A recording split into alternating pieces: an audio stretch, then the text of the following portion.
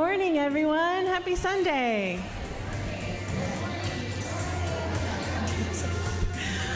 We have a little bit of background music still happening, but we're going to start with a new song. It was new to me, at least. And if it's new to you, give it a verse, and then it won't be new, right? So stand up and sing with me.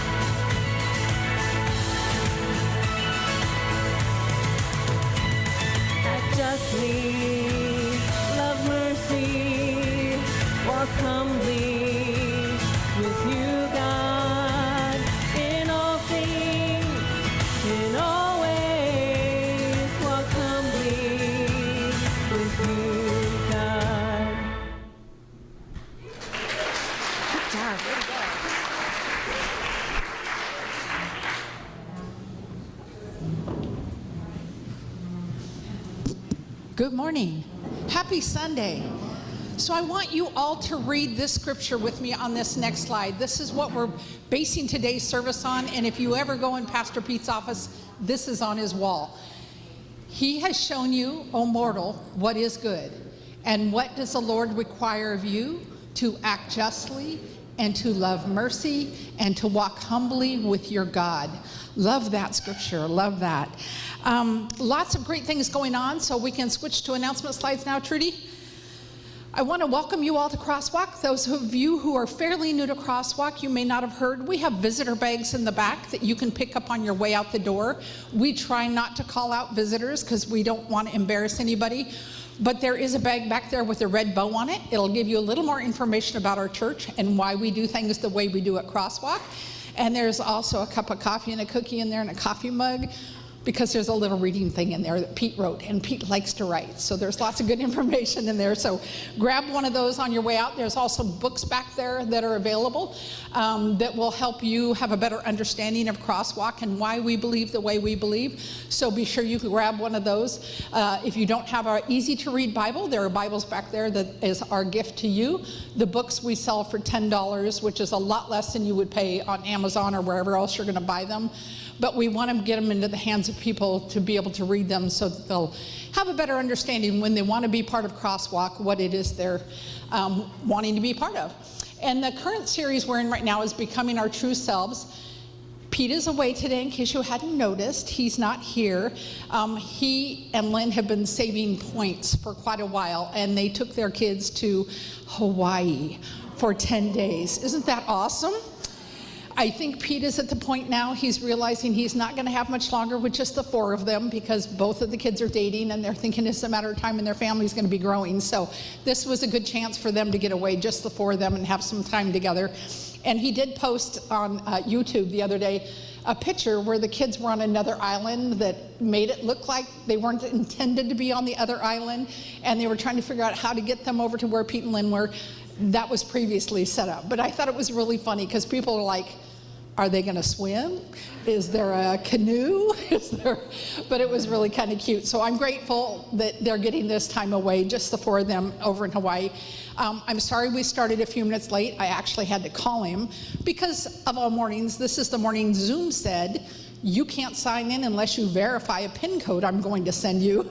So I had to call Pete and get the PIN code from him. So yeah, so all those fun things. That's why it was like last minute we were scrambling to get things done.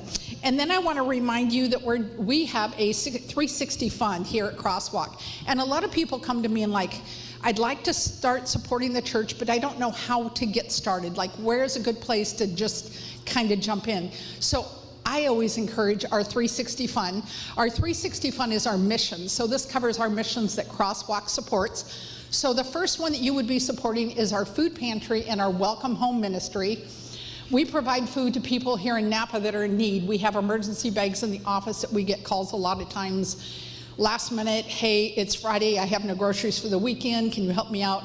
They'll come by and pick up a bag of groceries. But we also have started a new thing called Welcome Home, where when they're getting people housed that have been on the streets, they need the basic necessities to start their pantries, so they get to come in and meet with Carrie, and then she puts together all the supplies that they would need for in their homes, like dish soap, laundry soap, a sponge to wash your dishes. All those little things that add up to us when you're getting into a house is what they get to come and get. So they have a little shopping list that they get to go through and put on there what they're in need of, and then Carrie makes sure that we have all that stuff here available, Carrie and Linda back there.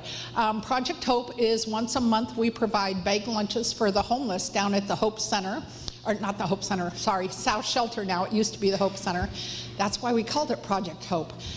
So in those bags, we put 2 sandwiches, 2 types of fruit items, 2 dessert items, 3 boxes of 100% fruit juice, and like a hard-boiled egg and cheese sticks. So it's a good high-protein meal.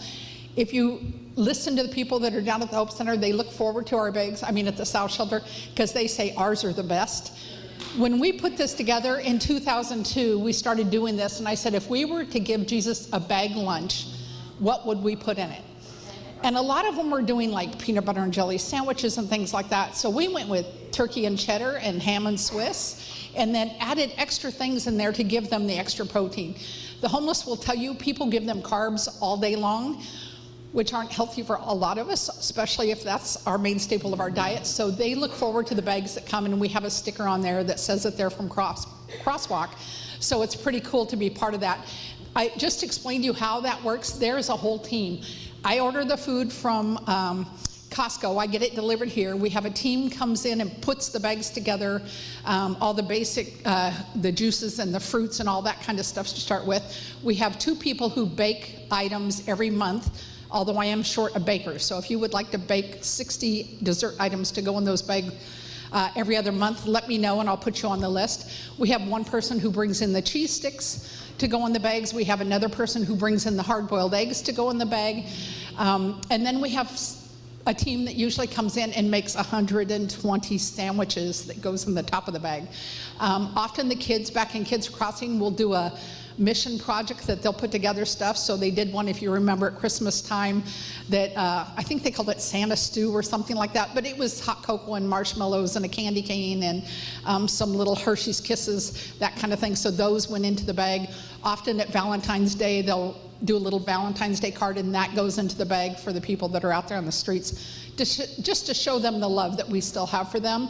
And I know a lot of them out there don't feel like they're loved anymore, so when they get this bag, it's like love from CrossWalk. So it's pretty cool to be part of that. Evergreen Association is the association that we are part of, and so we give money to them to help churches in our denomination as they follow God's direction in reaching their communities for Christ. Furaha is in the slums of Nairobi, Kenya. That's an elementary school and a high school that we help support.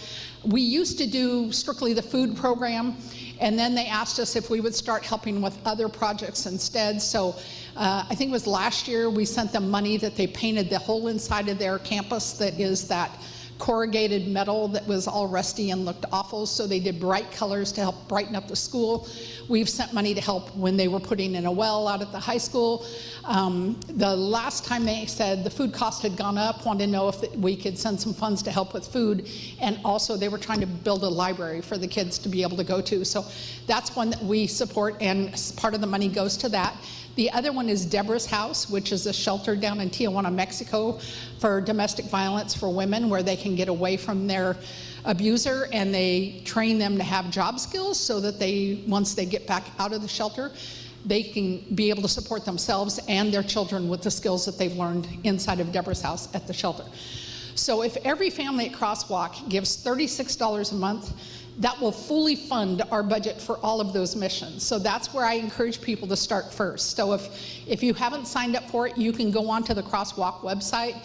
You can go into Realm and do it as well, set it up in there if you would like. And if you need help with that, we have 2 people here at CrossWalk that'll help you go in and get that all set up for you. So if you're looking for a way to support CrossWalk, this is a really, really good place to start. Next slide is Super Bowl. How many of you have been watching the games? Okay, so for Super Bowl, we do it a little different. We call it Super Bowl with cans of soup. So on Super Bowl, we'll have 2 carts up here for the 2 teams that are playing, and you will get to wager which team you think is going to win by putting soup or chili or any canned foods on those carts. And it doesn't matter who wins the Super Bowl, we know the real winners are the ones who are going to get the food that is brought in and put on those carts. So be sure you look for sales going on and things that are happening. And now I would also like to thank you for your support of CrossWalk, because CrossWalk can't be who she is without your support. So thank you for that. And now I would like you to stand and greet each other and share, who do you think will be playing in the Super Bowl?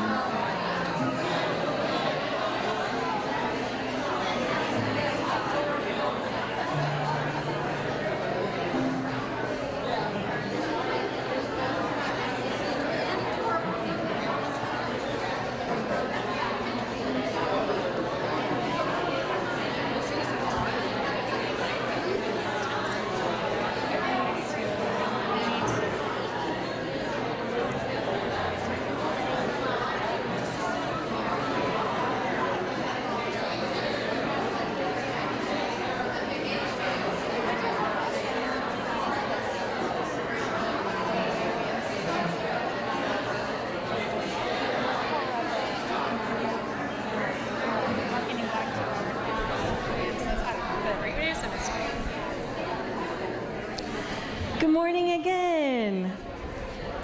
Well, I hope that all your favorite teams make it to the Super Bowl. It's going to be crowded.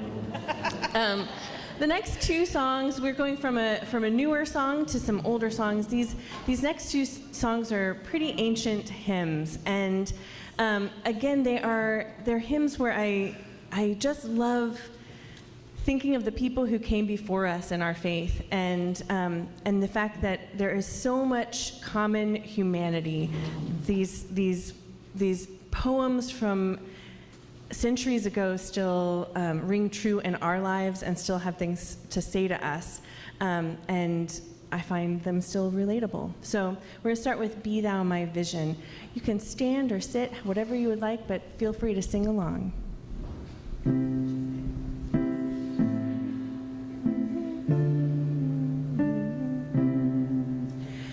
Be thou my vision, O Lord of my heart, not be all else to me save that thou art. Thou my best thought by day or by night, waking or sleeping, thy presence my light. Be thou my wisdom, be thou my true word. I ever with thee and thou with me, Lord. Thou my great Father, I thy true Son. Thou in me dwelling, and I with thee one. Riches I heed not, nor man's empty praise. Thou mine inheritance now and always. Thou and thou only first in my heart. High King of heaven, my treasure thou art.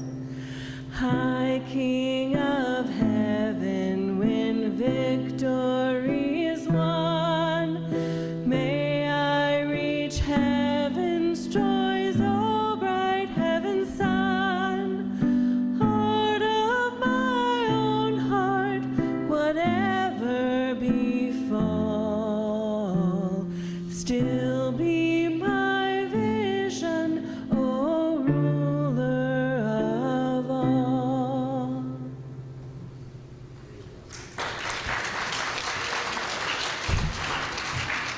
Y'all sound really pretty on that. That was y'all sound real pretty on that. Next song is Amazing Grace, and we have the lovely Reese, who was playing piano for us earlier, and she's going to sing with us on this one. Thank you, Reese. Amazing Grace. I'm gonna, you're the first one.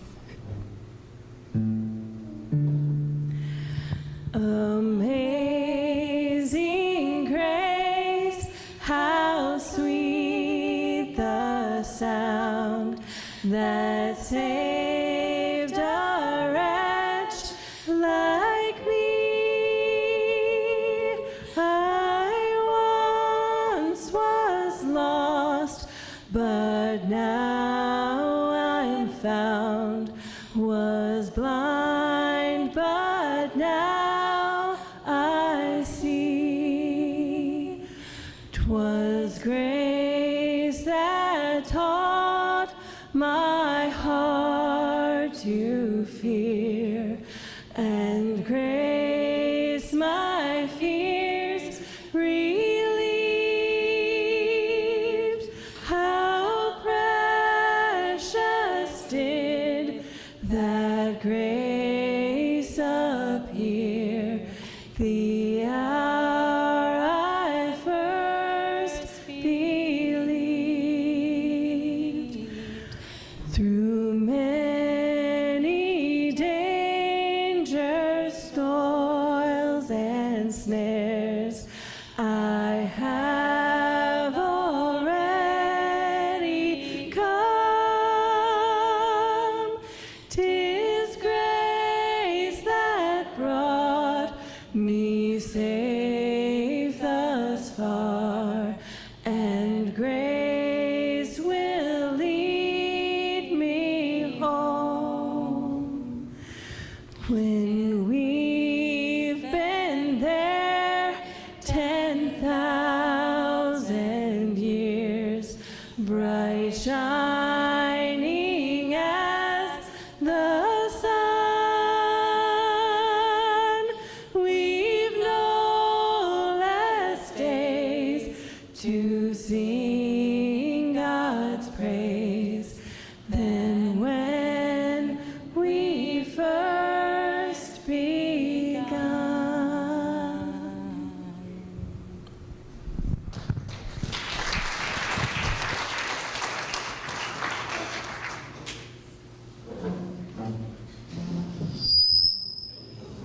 Let's not do that again.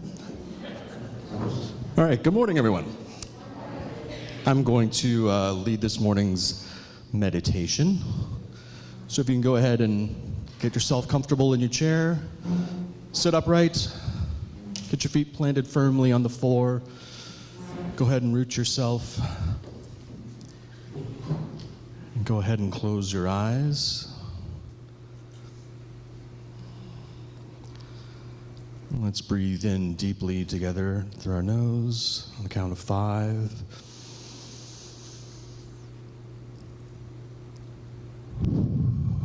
Gently relax our breath out of our bodies. And as we continue to breathe in deeply, I want you to start to feel your breath kind of swell the small of your back. This breath starts to fill your body in a very deep and full way.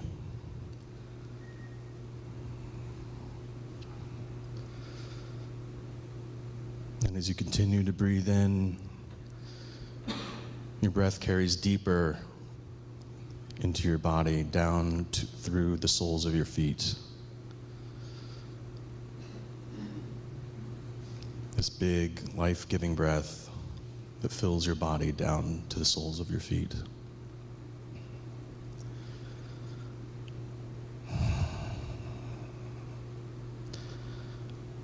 And on your next breath, I want you to start to invite the light and love of God into your body with this breath. That it begins to fill your body all the way down to the soles of your feet.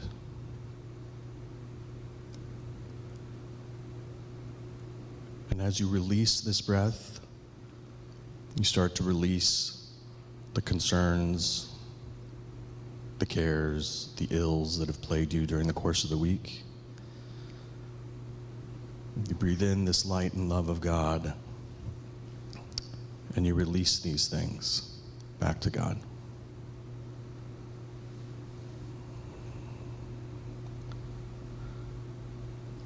And as we continue to breathe in deeply this light and love of God, I want you to start to see and feel that it has a color to it. Is it warm and orange? Is it green and vibrant? Is it cool and blue? And as it fills your body with this healing power of light and love, you can start to see that it fills you completely. So much so that as you continue to breathe in, it starts to stream out of your pores until you yourself are this luminous being, completely filled with the light and love of God.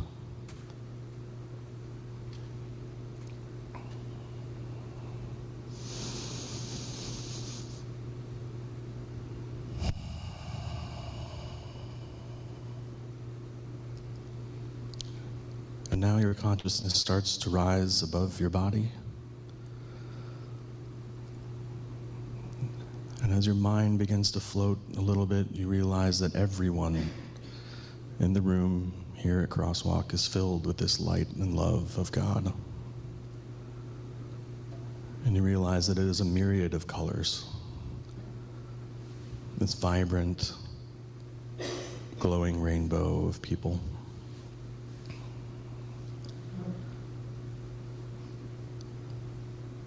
And as you continue to float, you realize this rainbow extends beyond the doors of our church. That our entire community is filled with this vibrant rainbow of people, all luminous in the light and love of God.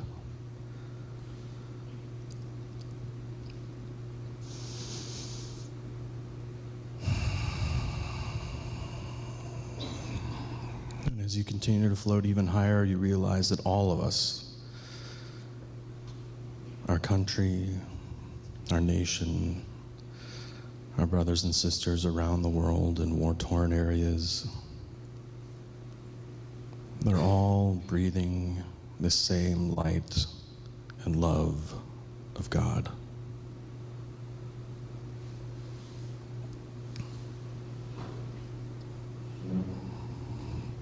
All of us together breathing this same breath.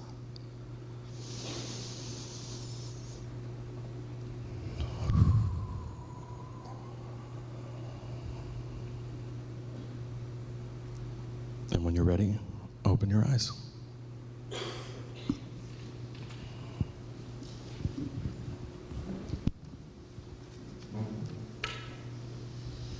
Whew, that was good. So Pam Gooms, would you please come up on stage and join me? I should right up there.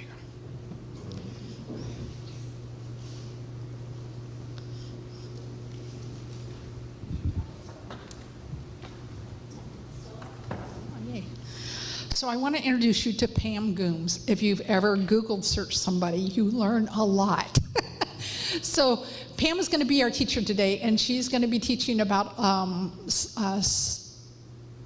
human trafficking. I didn't want to say sex slaves, but so I went on to the Free the Girls website, which is the organization Pam belongs to, and one of her friends wrote this about her. She is the director of strategic partnerships. Pam comes from a long line of women who believe in the responsibility of making the world a better place. Callie Pam, as she has affectionately called in our staff meetings, spends her time collaborating with brands, companies, and partnerships that support the work of the Free the Girls. As the longest tenured employee of Free the Girls, she has been responsible for the comings and goings of nearly 20 million bras, thousands of volunteers and donors, and everything else that makes Free the Girls what it is. She's inspired by the work of our amazing program partners and the braveness and boldness of the women in our program. She is a Northwestern Wildcat alumni and a fan who loves wine tasting in Napa Valley, the beach, and her beautiful family. This is written by one of her co-workers. So, Pam, it's up to you. Well, good morning, CrossWalk. I'm so glad that you're here. So glad for those of you who are joining us online this morning. My profile picture there, if you see it up there on the screen, that's actually taken at the Indiana Dunes, about 10 minutes away from where I used to live until I moved here to the beautiful Napa Valley. So, I feel like one of the questions that grown-ups like to ask kids, and they've been doing it for a long time, is what do you want to be when you grow up? And when I was a kid, and maybe when you all, some of you were kids, I feel like the list of things that I could be when I grew up was kind of finite. And because I was a girl, the list was even smaller. But my mom was a teacher. She taught at a small rural K-12 Indiana school that had about 400 kids in the whole school. And she was one of those teachers that wasn't just a teacher. She was a high school English teacher, and she was one of those people that helped kids on their journey. And I had a grandmother who, in the 1950s, in the small town in Indiana where I lived, she had helped start a school for children who were diagnosed with developmental disabilities. And that was at a time when kids who had disabilities were not guaranteed an education. There was no inclusion, and so that was a really big deal. So I had grown up with strong women, and I had this idea that it was within my power to sort of be able to fight injustices, but I didn't really know what that would look like when I grew up. But I was born in the 1960s, and so even at a young age, I knew about the civil rights legislation. And then in 1972, when the Equal Rights Amendment came on the scene, I was like, well, okay, like things are moving in this direction. There's going to be a world where there's more equality, where there's more equity, where there's opportunities for everyone. And then when I got to high school in 10th grade, I took a class called the term paper. And we spent the whole semester writing a term paper about something back in the days before the internet, when you had to go to the library and you had to type out your paper. And the teacher had given us a list of things that we could possibly spend our semester researching and writing about. And there was something on the list that I was not familiar with. It was apartheid. And I had never heard of apartheid. I did not know what it was. It was the system of racial inequality, systemic injustice perpetrated against Black people in the country of South Africa. And I spent the whole semester doing this like deep dive into apartheid. And I was, quite frankly, sort of surprised that something like that still existed in the world. But it did, and it impacted me, the things that I found out in school that year. And then in the fall of 1981, I was at a high school football game. The high school that I attended, Valparaiso High School, was pretty much an all-white high school. There was one Black girl that attended there. And we were playing, the opposing team was Gary Roosevelt. And if you know any any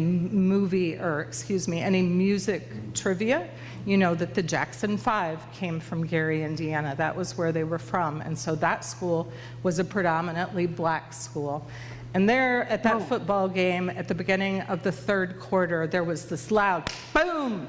And there on the practice field, just to the southwest of where they were playing football, where we were playing against this predominantly Black team, some kids, we later found out, they had lit this big, huge cross on fire.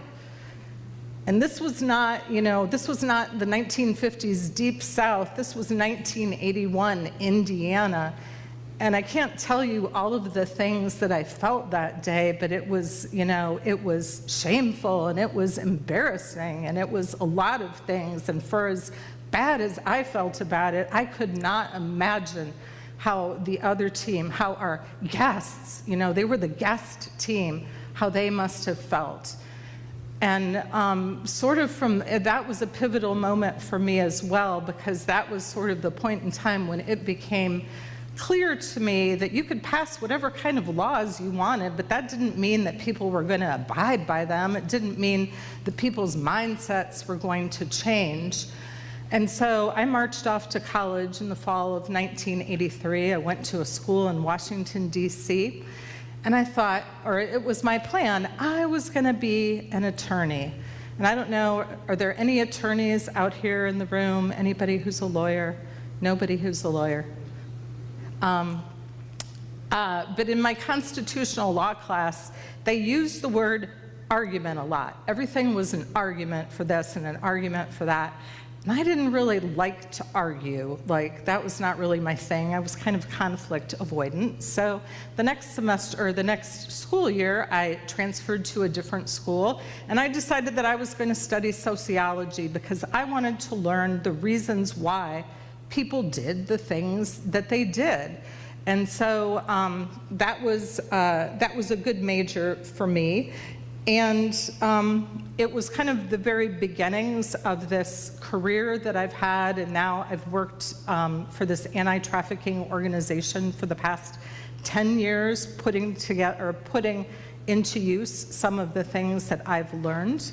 I wanted to, just to preface the things that I was going to say with the fact that up on the screen, you're gonna see some slides that say, "Free the girls," down in the corner of them. And I'm here this morning not promoting a particular agenda or not saying that you have to donate to this nonprofit, but I'm using the slides that I have access to as resources because they've got some really good information. And so we're going to go through some slides. The month of January is Human Trafficking Awareness Month.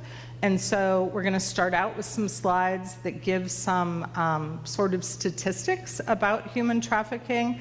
When I stood up here, I think it was the very beginning of January, I kind of rattled some things off the top of my head, and then when I went back and did my homework, I realized that some of the statistics I had given you were outdated, that the numbers have actually gotten worse.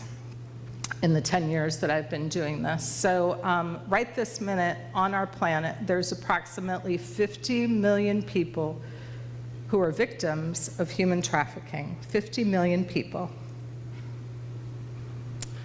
That's one in nearly 150 people who were enslaved in human trafficking on any given day. When I stood up here a couple of weeks ago, I think the number I used was 41 million.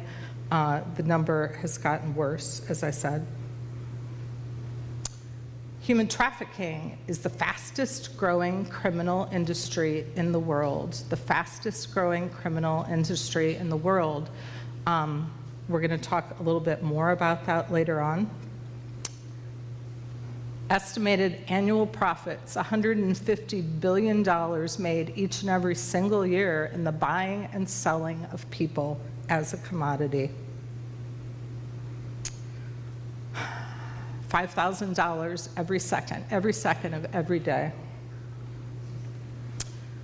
Globally, 2/3 of the profits from forced labor were generated by forced sexual exploitation to the tune of $99 billion every year.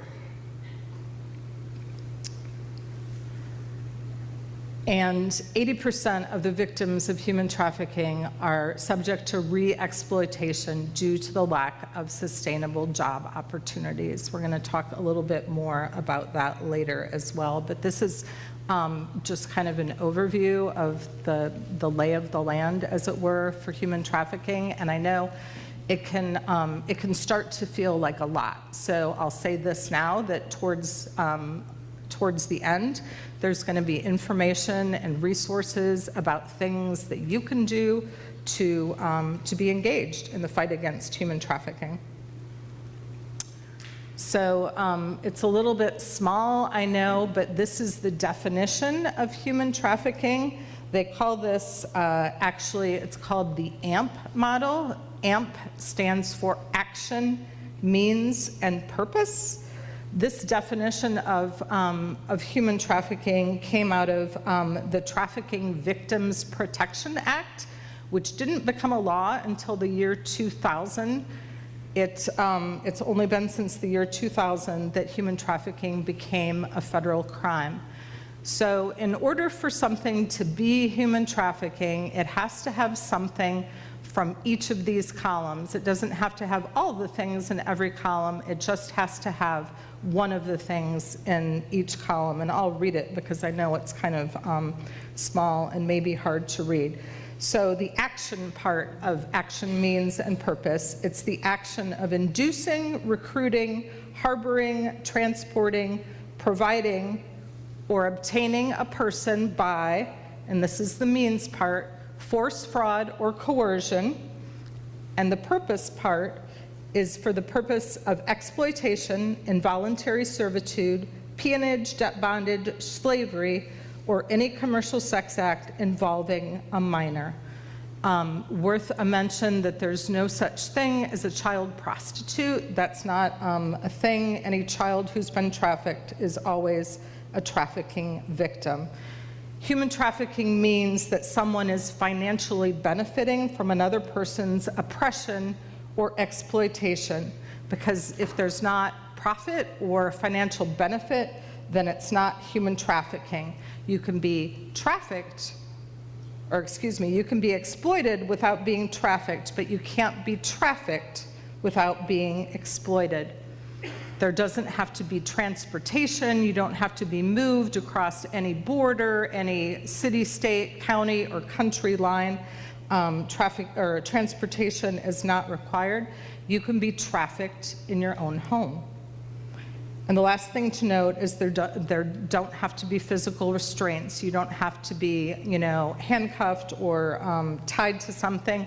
Emotional manipulation, fraud, threats of violence to your person or to your family, all of those things constitute forcing another individual. So Important, as I've said, to know there has to be something from each of those columns. If there's not something from each of those columns, then it could be some other illegal activity. It could be kidnapping, it could be human smuggling, it could be commercial sex, it could be sexual assault, it might be something else, but has to have something from each of those columns in order to be human trafficking. So human trafficking is split into two main categories. There's what we call labor trafficking and sex trafficking. Trafficking occurs in every country and every socioeconomic status. It's the perpetrators and the victims tend to be either at the bottom or at the top, less so in the middle. But all of those things constitute labor trafficking. If you can read those up there on the screen, it says forced labor, debt bondage, involuntary domestic servitude, forced child labor, and child soldiers. I don't have that written down, and it's kind of small there. So labor trafficking, unfortunately, affects you whether you realize it or not, because each and every single one of us, either in our homes, on our person, that cell phone that you've got in your pocket or in your purse, might have been made with some form of labor trafficking. There used to be this website, or the website still exists. I don't send people there because it's kind of outdated, but somebody had built this website in 2011, and it was really cool and interactive, and you put in specific information about yourself, like where you lived, what kinds of things you had in your home, what your spending habits were, how often you went out to eat, things like that. And then it did this calculation, and it told how many slaves worked for you. And the site hasn't been updated since 2011, so I don't send people there anymore. But when I first did that calculation back in 2011, you know how many slaves worked for me? Take a guess. What's that? 2,000? No, it wasn't 2,000. It was actually 32. 32 slaves that worked for me, whether it was, you know, the things that I consumed, the buying choices that I made. It took 32 people to make my lifestyle work. So these are the forms of things that constitute sex trafficking. I don't have these written down either, but remote interactive sex acts, personal sexual servitude, pornography, residential brothels, outdoor solicitation, escort services, temple prostitution, child brides, and child marriages. So that doesn't mean that all forms of pornography involve sex trafficking, but they certainly can. All of those things fall under the realm of sex trafficking. Worldwide, 4 out of 5 victims of sex trafficking are women or girls, but that means that 20% are not. In the United States, 36% of child victims are boys, and in New York City, that number jumps to 50%. So, who are traffickers? Traffickers are men, traffickers are women. The important thing to know is that worldwide, globally, 2/3 of traffickers are known to their victims. So the two biggest, trafficking happens predominantly out of vulnerabilities, and the two biggest vulnerabilities for someone to be trafficked, poverty and isolation. Poverty and isolation. So worldwide, especially in sex trafficking, it's common for traffickers to groom their victims over time. So if you're a parent, be aware of who your kids are interacting with online or in apps. If you're a student and you notice something like a friend or a classmate beginning to withdraw after meeting somebody new or in person, if you're a healthcare provider or a teacher, ask those questions. As we saw by the numbers that I presented at the very beginning with those giant size profits every year, trafficking is a very lucrative endeavor, and that's because of a number of things, including that the punishment doesn't always fit the crime. But historically, it's been a high profit, low risk endeavor. Studies show that sexual exploitation can yield a return on investment ranging from 100% to 1,000%, while labor trafficking can produce profits of up to 50%. There's very few aspects of the global economy that aren't benefiting from modern day slavery, human trafficking. Who are the victims? Victims, all ages, all colors, all genders, all sexual orientations. As we've said, it's pretty common for the victims to know they're traffickers, but victims may not self-identify out of fear for themselves, fear for their families, for the trauma that they've been involved with. It's common for women who've been trafficked to be charged with prostitution. And law enforcement has historically been not good at recognizing and accurately assessing victims of trafficking. And I can tell you this, it's not a somewhere else problem, it's a problem that exists right here in the county that we live in Napa County. Victims, typically, it's not like that dramatic sort of thing that you see on TV movies where, you know, somebody's kidnapped and they're held in a cage. It doesn't really look like that, because that would be a hard thing to do. That would be a lot of work. But traffickers are pretty smart, and so over time they might groom someone to think that they'll act as if they're a boyfriend to gain their trust, and then over time the situation turns into something else. But as I've said before, over 60% of traffickers are known to their victims, and in the United States, with child sex trafficking, that number is over 90%. So, a little bit about Free the Girls and my history with the organization and how I became involved. My Free the Girls story, oddly enough, starts with Facebook. In 2011, I was on Facebook, and I saw that a friend of mine had purchased a t-shirt from this organization called Free the Girls. And I was like, what's this? So I poked around a little bit on social media. I went to the Free the Girls website, which was pretty basic at that point in time. And I was like, what is this organization doing?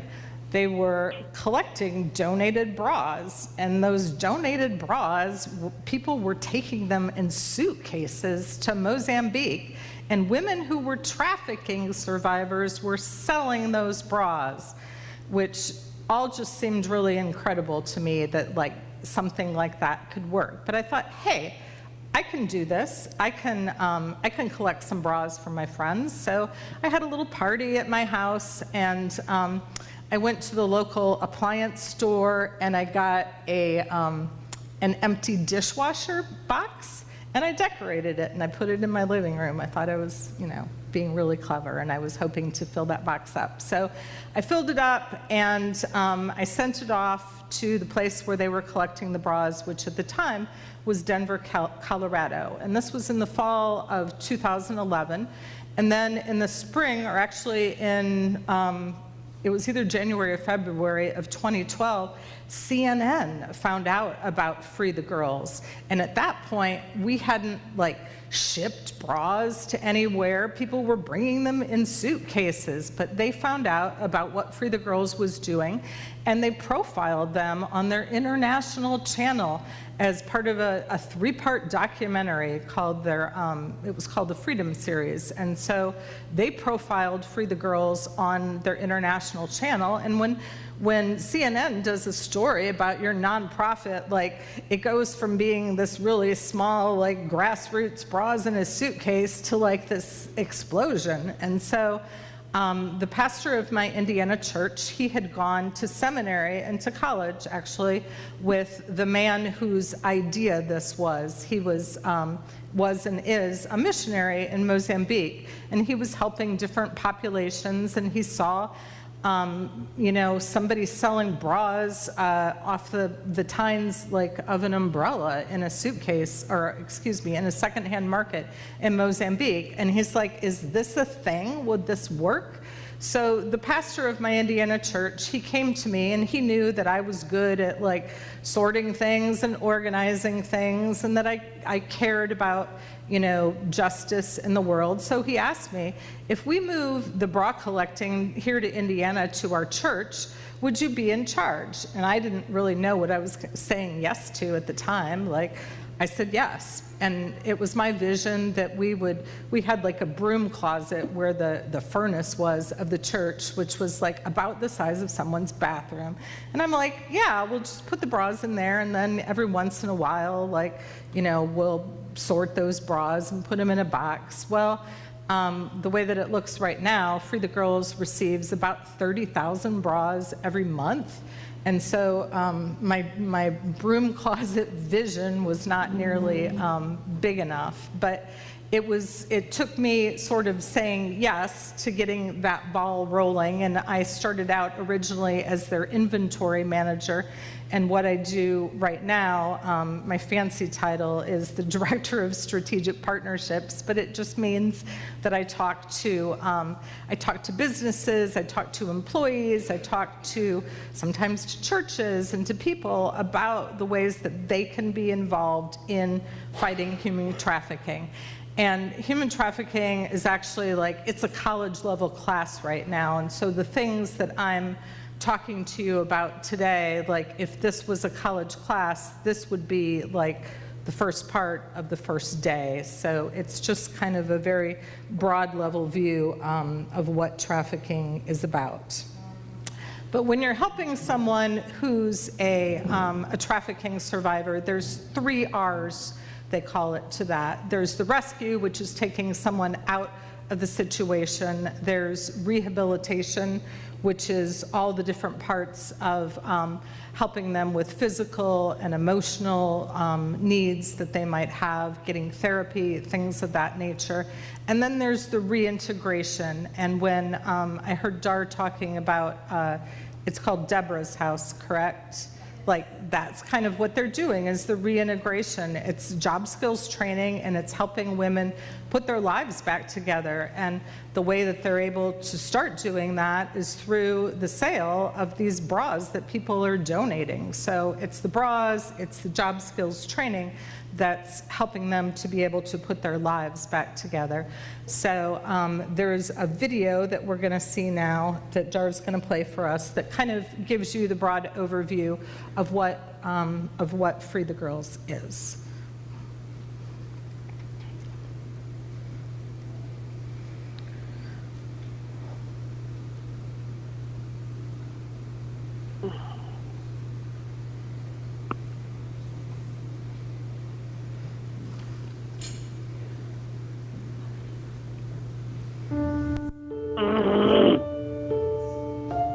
Para enfrentar aquela gente ali na rua, a gente precisava beber e para tirar o que é a vergonha.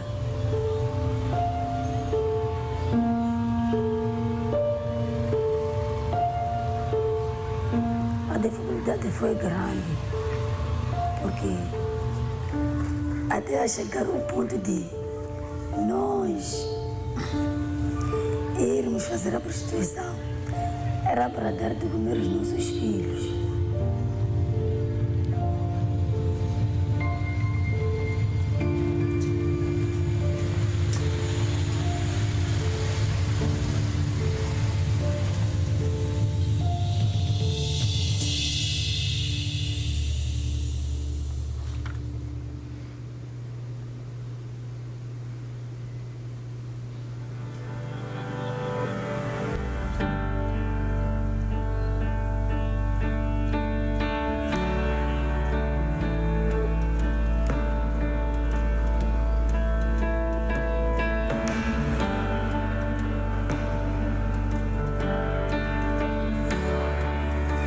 sei outras princesas se conseguem levar outras coisas.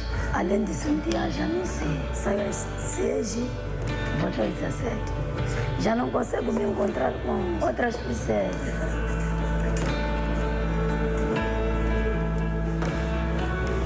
Las otras también usan WhatsApp, pasan las fotografías a sus clientas, ¿verdad? Esta es otra forma. Algunas van a los mercados a vender y también algunas ya tienen sus locales propios. ¿Cómo? Entonces también se les dan clases a ellas, ¿verdad? Para que ellas aprendan a manejar el dinero que ahora ya tienen. Ayudar a la mujer, primero, a saber que a pesar de las situaciones que ellas hayan pasado, tienen oportunidades para cambiar su futuro. Que la idea es que sean independientes. Para devolver a dignidade que elas têm, não é? Que elas perderam lá na rua.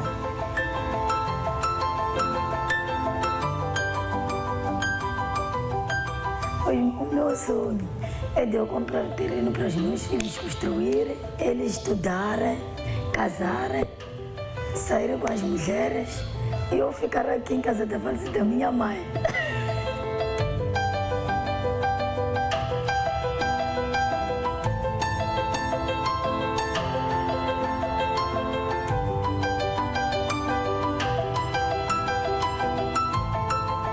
É muito satisfatório. As mulheres que graduaram aqui, a maior parte delas já tem seu negócio, já tem o seu espaço, estão a construir.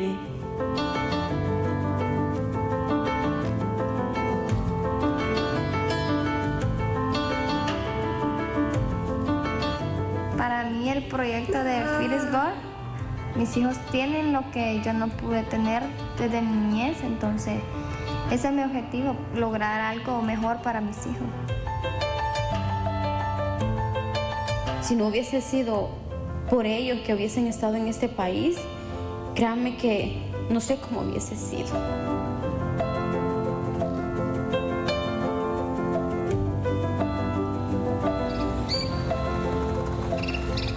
Para mí la libertad significa volar, ser libre como los pájaros.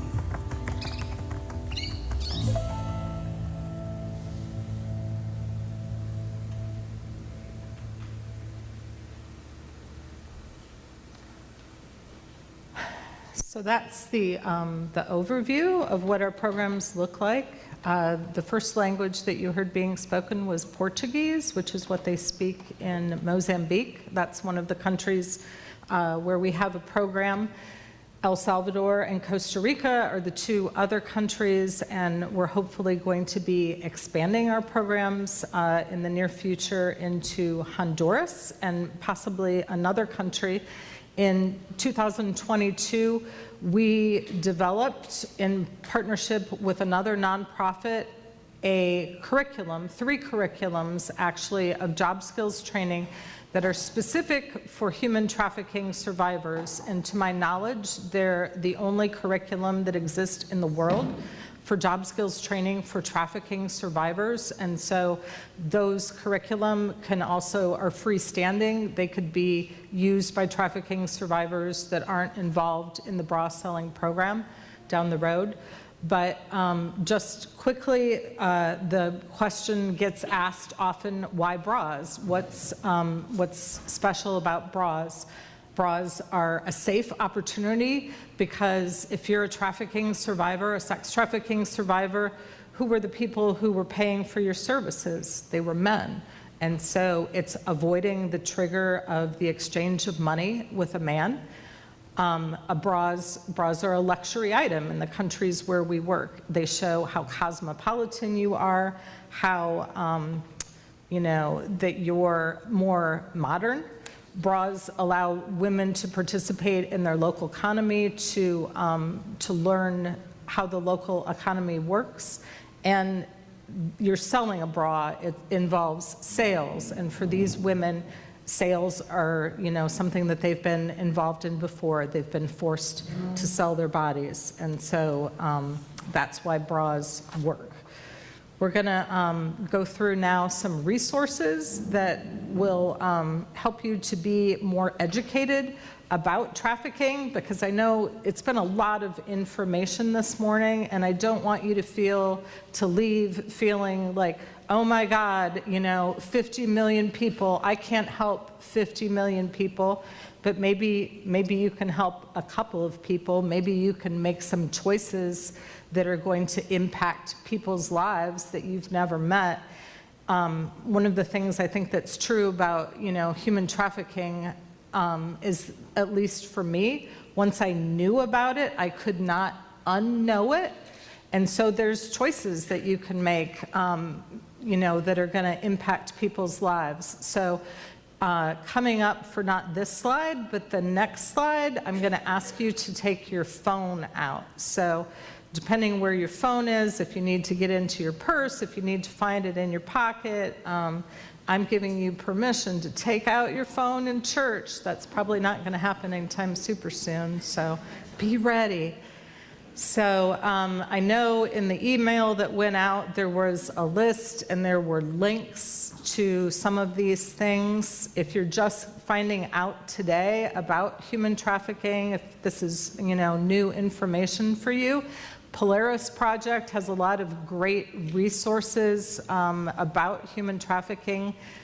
ILO, the International Labor Organization, they were the ones where all of the statistics came from that I used earlier in the presentation.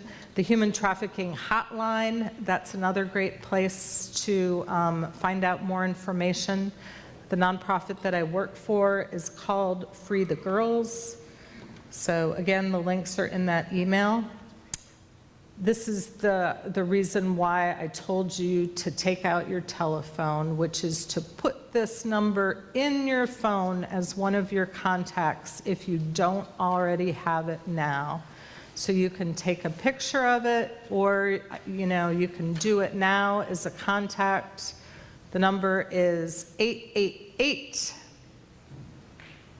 373 7888. 888 373 7888.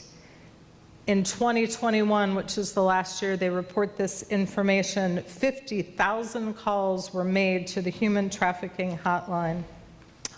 Since its inception, the trafficking hotline has identified almost 165,000 victims. And those are calls that were made lots of times by everyday, ordinary, average citizens like you and me. Probably 20 years ago, I still remember it to this day, I was in a Panera Bread and I saw something that was just, it wasn't right. It was weird, but I didn't know about human trafficking. I didn't have the language. I certainly didn't have this phone number. So if you see something, say something. I know in restrooms and airplanes now, you'll often see this number. Other resources, these are really great resources for being a good consumer, and they have apps that you can put on your phone. Sweat and Toil and Good on You help you to make good decisions about the things that you're buying. Just real quickly, some of the things that are commonly made with trafficked labor are chocolate and coffee. Chocolate and coffee are two of the things that are most commonly made using, kids as child laborers, and so we're, trying to help you avoid doing that. So Sweat and Toil, Good on You are the ones that have apps. Freedom Business Alliance is another place that you can find out more information. And then starting on Monday, January the 30th, there's going to be a Bible study that Emily Vagoda and I are leading called The God of Biblical Justice, which is about subjects related to justice. It's not specifically about trafficking, but if some of our conversations lead us that way, that'll be a place that we can go. And so you're welcome to join us. It's open to anybody. It's going to be in Pastor Pete's office. It's going to take place for 8 different Monday evenings from 7 o'clock until 8:15. I didn't realize when I said yes to doing this that they'd have a Bible verse already picked out, but this verse here is from the book of Luke, chapter 4. It's one of the verses that we're going to go over in our study, and so I'm just going to read this little excerpt from it. The Spirit of the Lord is on me because he has anointed me to proclaim good news to the poor. He has sent me to proclaim freedom for the prisoners and recovery of sight for the blind, to set the oppressed free, and to proclaim the year of the Lord's favor. It's one of the verses that we're going to be taking a little bit closer look at, because we can always ask ourselves, what's Jesus's position on this? And Jesus is always about good news. Just like that verse at the beginning, act justly, love mercy, walk humbly. Those are the things that Jesus is asking us to do, and he's asking us, in this case, to do something. It's not enough to just know the information. There are things that you have to do, or things that I pray that you'd feel called to do about this. So you don't have to work for an anti-trafficking organization to take steps to be involved in fighting human trafficking, and I don't want you to be overwhelmed by the magnitude of the numbers. You just have to say yes to doing that one thing today, for making that choice. So I ask if you would pray together with me. God, you have created all people in your image with worth and dignity and purpose. Yet we know that our world is filled with those who oppress and deny the worth of your children, even in benefiting from the suffering of others. We pray that you will reveal to us any ways that we participate in this oppression. We pray that you would give us your eyes, that we might see the suffering around us. We pray for our hearts, that we might take action in love to see all people free. Guide us, open our hearts, open our ears, and help us to see as you see. Amen. Thank you.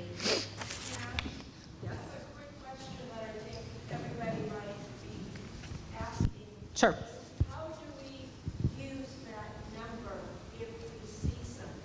Are we supposed to ask the girl, or are we just supposed to call, or give her that number to call? If the question that Carrie's asking is, how do you use that trafficking number? And the response to that is, to a certain degree, you have to use your judgment. But most of the time, if someone is in a situation where they're being trafficked, they're not at liberty to use the phone, or like we realize, they may not know or even be aware that they are a trafficking victim. So what you're doing is you're calling that phone number yourself, and you're reporting that situation. I have seen, and they route it to the right law enforcement authorities. I have seen something that does not look right. I have seen something that makes me suspect that it might be trafficking. There's also a number that you could text, but I didn't want to make it too complicated. I just wanted to make it easy. So check out that human trafficking hotline website, and there's going to be a lot more information on there than what I could give you, in this short period of time. So excellent question. Thanks, Carrie. Thank you, Pam. Would you all join me with closing with the Lord's Prayer? Our Father, who art in heaven, hallowed be thy name. Thy kingdom come, thy will be done, on earth as it is in heaven. Give us this day our daily bread. Forgive us our trespasses, as we forgive those that trespass against us. Lead us not into temptation, but deliver us from evil. For thine is the kingdom, and the power, and the glory forever. Amen. A lot of those resources went out in an email. If you did not get the email, if you, in the buckets on the table is a little white piece of paper, you can write your email address on there, and I'll include you on our CrossWalk Connection email that goes out. that's where we put the links for a lot of the resources she was sharing with you. So I just want to share with you, often we wonder why things like this go on, and what we can do about it. All of us can do something. We are asked to be the hands and feet of Jesus. So pray about it. Pray about where God's leading you to get connected with this. Come to the Monday night Bible study and learn more. Thank you. Have a great Sunday. Go home and watch the football games so we can figure out who's playing.